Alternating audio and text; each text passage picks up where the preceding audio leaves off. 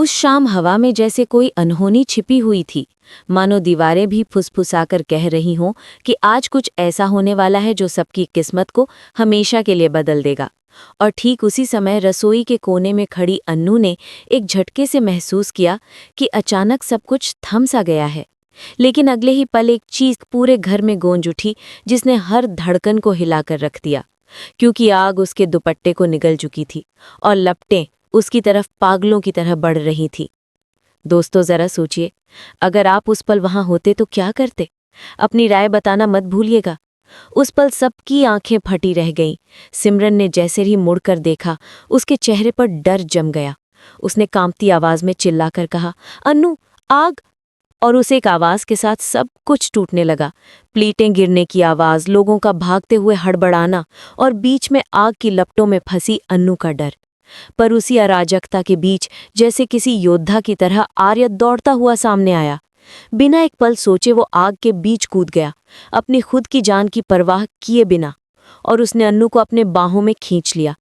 लपटें उनके चारों ओर थीं, लेकिन आर्य ने उसकी कमर थामी, उसे अपनी छाती से लगाया और अपनी कोट से आग को बुझाता चला गया। और दोस्तों, वो पल ऐसा था कि जिसे देखकर पुष्पा जी के हाथ कांप गए और गोपाल जी के चेहरे पर डर और दुविधा जड़ की तरह उगाई। अब सवाल ये था कि आग कैसे लगी? ये सब हुआ कैसे? कहानी यहीं और रोचक होने लगती है, क्योंकि नियति कभी अकेले नहीं आती। वो हमेशा अपने साथ तूफान लाती है। अन्नू रसोई में व्यस्त थी। वो खाने के लिए मसाले डाल रही थी और मन कहीं और उलझा था, शायद किसी पुराने दर्द में, किसी नई चिंता में। और तभी गैस की धीमी सी लौ उसके दुपट्टे को पकड़ गई। पहले तो उसे कुछ पता ही नहीं चला, लेकिन आग धीरे धीरे भड़कने लगी। लपटें ऊपर तक उठी और फिर पल भर में सब कुछ बदल गया। पीछे खड़ी सिमरन ने जैसे ही देखा, दहशत में आवाज निकली और फिर पूरा घर एक उथल पुथल में बदल गया।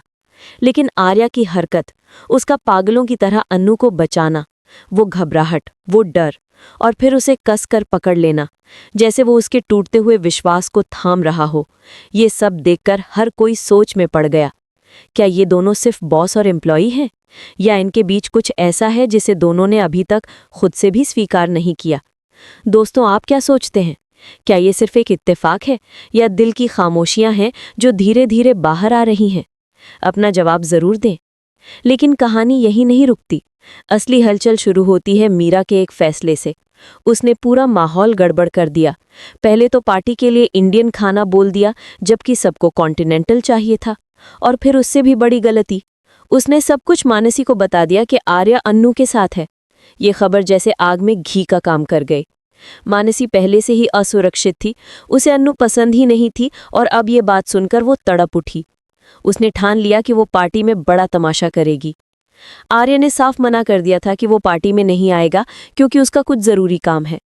लेकिन जैसे ही मानसी को शक हुआ, उसने मीरा को कॉल किया। मीरा झूठ छुपा नहीं पाई। मानसी ने उसके झिझकते हुए लहजे से सारा सच पढ़ लिया और एक वाक्य ने सब कुछ साफ कर दिया।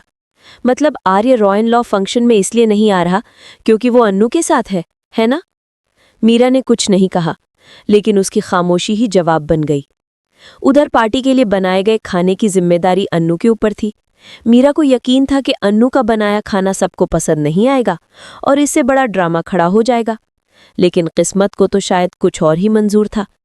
पार्टी में जैसे ही अन्नू का बनाया हुआ खाना परोसा गया, हर किसी की जुबान पर एक ही बात थी, वाह, शानदार।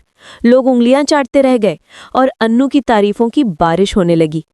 लेकिन मानसी, वो अंदर ही अंदर जलती रही। वो अन्नू की हर सफलता से चिढ़ती थी। उसे आर्या के करीब किसी को देखना पसंद नहीं था। इधर अन्नू और आर्या के बीच गलतफहमियों की खाई गहरी होती जा रही थी, लेकिन किसी अनदेखी डोर से दोनों फिर भी एक दूसरे की ओर खींचे चले आ रहे थे, जैसे दिल बार बार किसी पुराने वादे की याद दिला रहा हो।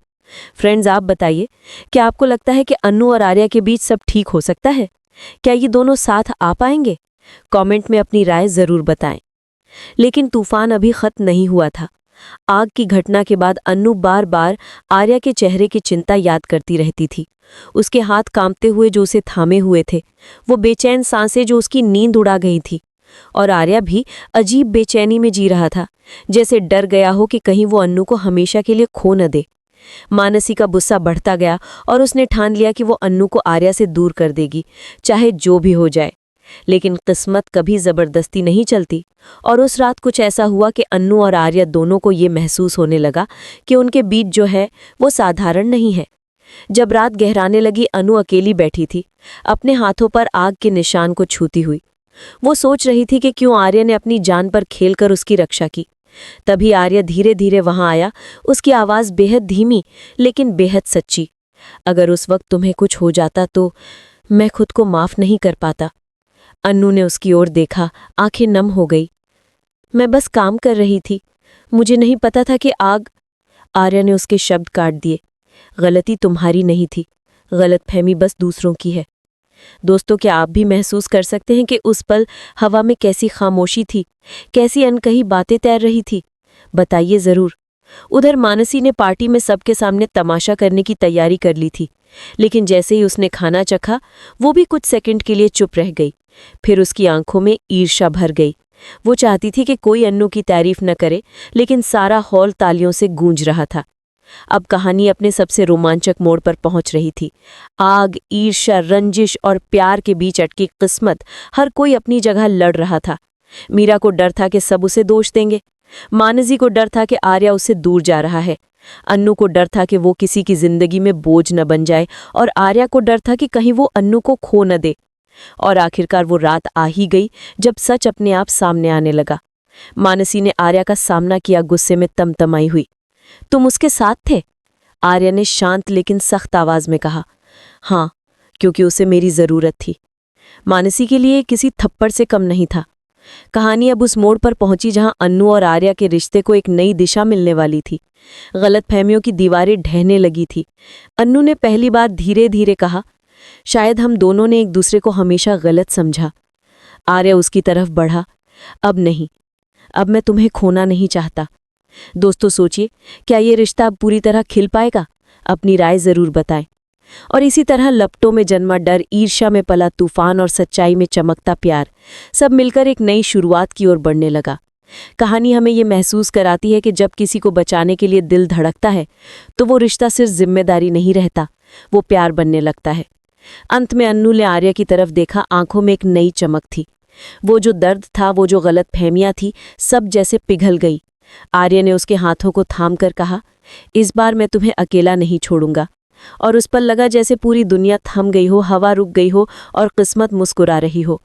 कहानी खत्म होती है, लेकिन दिल में एक सुकून छोड़ जाती है।